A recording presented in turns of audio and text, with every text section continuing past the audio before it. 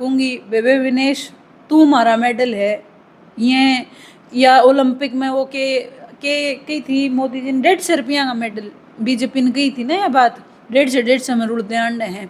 तो न्यू देख लो वो 150 रुपया का मेडल रुड़ान उनका फिर जमीर मर गया होगा। किसी का घर खोने का अधिकार आपको नहीं है। उस लुगाई ने पूछ के देखो भाई मेरे घर में अपने मेरा बीती ओडी है, मैंने एक मेरे फादर को शराब की लत थी, मैंने देखा है कि घर कुकर खराब हुए हैं दारू तय, और उस लुगाई ने और उन बाका ने किस किस चीज़ तक जाना पड़ा है जिस घर में आदमी शराबी हो जाए है। आप अपने चंद वोटा खातर लोगों ने खराब मत करो। और ई में तो जो तारा गांव का एग्जाम्पल लेवा तो मैं जब कई बार जाया करूँ कितना कसूता चुगरदे जोड़ हैं तारा गांव के, चुगर मारे भी हैं लेकिन तारा गांव के कोथ में कुछ ज़्यादा ही घने जोड़ हैं, उनमें गंदा पानी है, पानी शेडन लग रहा है, उससे क्या बीमारियां नहीं होती। और एक बात मैंने देखी क्योंकि आप मेरे अचानक कोथ याद आया, तो टंकी में तो पानी भरन का पीण का लेके जावे, वह टंकी साफ होई ना होई कितनी मजबूरी है भाई, कितनी। मैं जो बहन शैलजा कुमारी है जो चीफ गेस्ट के तौर पर आई थी, उन्होंने डॉक्टर अजय चौधरी के सिर पर हाथ टेक दिया और बोला कि इसको जिताना, क्या कहोगे? टिकट डिक्लेयर कर दिया फिर कुछ और। अभी 23 कैंडिडेट है जो कांग्रेस से टिकट मांगने का दावा कर रहे हैं, उनमें तो आप अपने आप को कहाँ पर देखो? कोई भी अपने आप को नीचे क्यों देखेगा? जिस आदमी देखिए एक मजबूती से मैंने समाज के लिए काम किया है और इस बात का मैं आंसर नहीं करना चाहूँगी, इस बात का समाज उत्तर दे तो ज़्यादा अच्छा है। क्योंकि आज से लगभग 1.5-2 महीने पहले ही मैंने पार्टी को छोड़ दिया था, तो फिर उसके बाद था कि कित जावा भाई, बीजेपी की तरफ से भी ऑप्शन थे लेकिन विचारधारा एक बहुत बड़ी चीज़ है, तो मैंने बीजेपी ना चूज़ करके मैंने कांग्रेस अपनी विचारधारा ही चूज़ करी है, ना कि एनसीपी को छोड़ के कांग्रेस ज्वाइन करने का बड़ा कारण। देखिए जी आप लोगों को लग रहा होगा कि चुनाव की वजह से कांग्रेस में आई है और ये सारी चीज़ें, मैं अपनी विचारधारा की वजह से कांग्रेस में आई हूँ। मेरी पुरानी पार्टी से इस्तीफा पहले ही मैं दे चुकी थी। राम राम जी सारा नमो थरी गल्ला प्रीति को थर भी नारनोद का विधायक कौन कार्यक्रम हम फिलहाल लेकिन चल रहे हैं, बहुत सारे इंटरव्यू भी करा हाँ। अभी मेरी गल्ला ऑफर में सोनिया दून बहन सोनिया दून ने देख लग रहे पहले एनसीपी में थे और अभी कांग्रेस ने 6 अगस्त को ज्वाइन करी। बातचीत करांगे एनसीपी छोड़ कर कांग्रेस में ज्वाइन करने का क्या कारण, बड़ा कारण। और 23 कैंडिडेट है जो नारनौंद हल्के से है जो कांग्रेस जो टिकट मांगने का दावा कर रहे हैं, ये अपना कहाँ पर देकर बातचीत करेंगे। नमस्कार मैम। राम राम मैम, कैसे हो? एकदम बढ़िया। अच्छा, तो पहले तो ये बता दे सबसे पहले एनसीपी को छोड़ के कांग्रेस ज्वाइन करने का बड़ा कारण। देखिए जी आप लोगों को लग रहा होगा कि चुनाव की वजह से कांग्रेस में आई है और ये सारी चीज़ें, मैं अपनी विचारधारा की वजह से कांग्रेस में आई हूँ। मेरी पुरानी पार्टी से इस्तीफा पहले ही मैं दे चुकी थी, आज से लगभग 1.5-2 महीने पहले ही मैंने पार्टी को छोड़ दिया था। तो फिर उसके बाद था कि कित जावा भाई, बीजेपी की तरफ से भी ऑप्शन थे लेकिन विचारधारा एक बहुत बड़ी चीज़ है, तो मैंने बीजेपी ना चूज़ करके मैंने कांग्रेस अपनी विचारधारा ही चूज़ करी है, ना कि कोई इलेक्शन लड़ने के लिए। भाई चलो ठीक है, वो तो पार्टी में आने के बाद जब पार्टी जैसी जिम्मेवारी देती है, इलेक्शन की देती है या कोई और जिम्मेवारी, वो बात अलग है, लेकिन मैंने अपनी विचारधारा के लिए कांग्रेस को ज्वाइन किया। अभी 23 कैंडिडेट है जो कांग्रेस से टिकट मांगने का दावा कर रहे हैं, उनमें तो आप अपने आप को कहाँ पर देखो? कोई भी अपने आप को नीचे क्यों देखेगा? जिस आदमी ने अपना फार्म भरा हुआ है वो अपने आप को जिताऊ कैंडिडेट ही देखता है। और कौन अपने आप को ये कहना चाहेगा कि भाई नहीं मैं तो कमज़ोर हूँ? हाँ जी। कोई नहीं कहता। और मेरी ख्याल में देखिए एक मजबूती से मैंने समाज के लिए काम किया है और इस बात का मैं आंसर नहीं करना चाहूँगी, इस बात का समाज उत्तर दे तो ज़्यादा अच्छा है। क्योंकि राजनीति हो या जो भी सामाजिक जीवन आप जीते हो वो लोगों से होता है, और ये स्वयंभू मैं अपने आप को कुछ भी कह लूँ उससे कोई फ़र्क नहीं पड़ता। बात लोगों की है, ये क्वेश्चन आप लोगों से पूछना, मेरे से नहीं। कांग्रेस में भी कई गुट हो रहे हैं, बहन शैलजा कुमारी का, हुड्डा का और रणजीत सिंह सुरजेवाला का, तो आप कौन सा गुट में आओ? मैं पार्टी में हो। देखो बहुत सारे नेता हैं जो मतलब कोई हुड्डा की तरफ से, कोई बहन शैलजा कुमारी की तरफ से, तो कोई रणजीत सिंह सुरजेवाला की तरफ से है। मैंने अगर आप मेरे बैनर पोस्टर भी देखेंगे तो ऐसी कोई हायरार्की नहीं है जो मैं फॉलो नहीं करती। पार्टी सबसे बड़ी होती है, पार्टी हमारी माँ है, पार्टी हमारा भगवान है, और पार्टी में सब नेता जो भी प्रोटोकॉल में आते हैं मैं सबकी फ़ोटो लगाती हूँ, सबको मान सम्मान देती हूँ और सारे सीनियर मेरे लिए माननीय हैं। और अगर आप बात कहेंगे कि मेरी ज्वाइनिंग माननीय हमारे जो कांग्रेस के जनरल सेक्रेटरी इंचार्ज हैं हरियाणा प्रदेश के बाबरिया जी, दीपक बाबरिया जी, और प्रदेश अध्यक्ष उदय भान जी और नेता प्रतिपक्ष माननीय भूपेंद्र सिंह हुड्डा जी और भाई दीपेंद्र के हाथों से हुई है। और ये पार्टी प्रोटोकॉल में जो सारे लोग होने चाहिए थे वो लोग वहाँ पे रहे हैं। और बाकी मेरे जो हिरार्की में मुझे जिस तरीके से पार्टी की तरफ से बताया गया है मैं वो करती हूँ।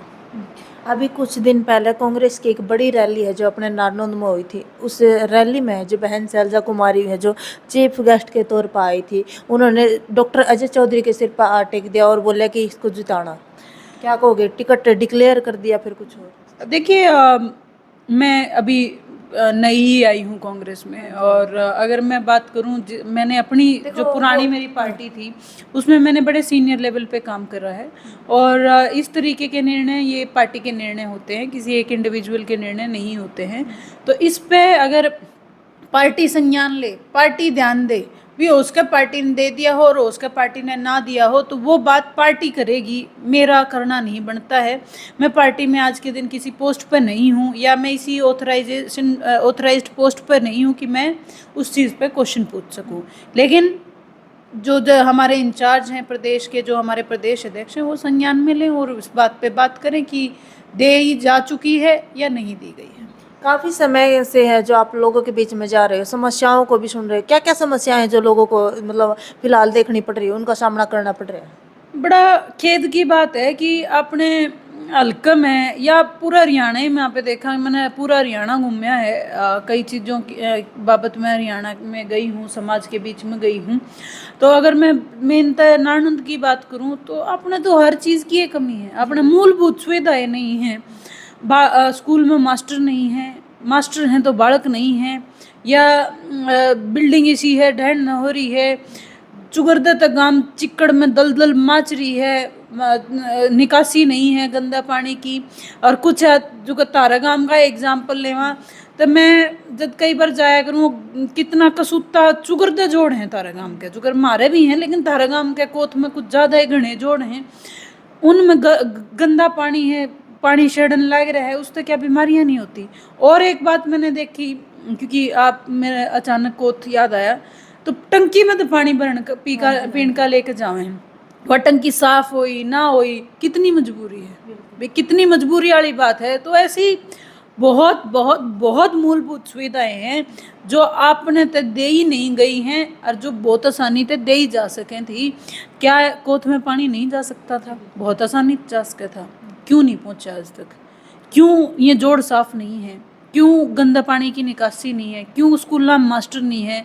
क्यों ऐसे स्कूलों की हालत हो गई है? क्यों अस्पतालों में डॉक्टर नहीं है? क्यों डिस्पेंसरी में डॉक्टर नहीं है? एक मेरे तक कोई बताओ था अपने नारनौंद का अस्पताल में पिछले 5-6 साल तक, उससे भी ज़्यादा, उससे एक्सरे की मशीन है लेकिन उस पर टेक्नीशियन नहीं है। तो ये हालात हैं अपने।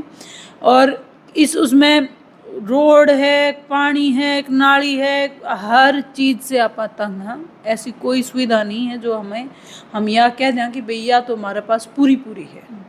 तो किस आधार पर कांग्रेस को कैंडिडेट को जो टिकट देनी चाहिए, योग्यता के आधार पर या फिर सर्वे के आधार पर, किस आधार पर देवेगी?